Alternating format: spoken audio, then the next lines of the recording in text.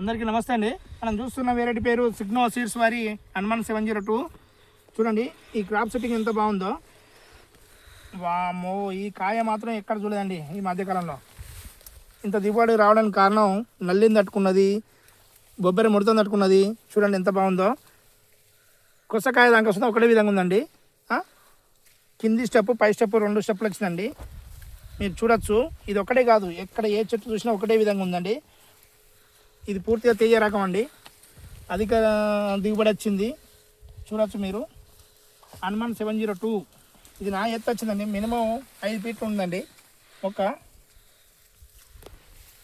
చూడొచ్చు మీరు ప్రతిదీ. ఇది చూడండి కింది నుంచి పై దాకా ఒకటే లెంత్ అండి. కాయ సైజు చూడండి.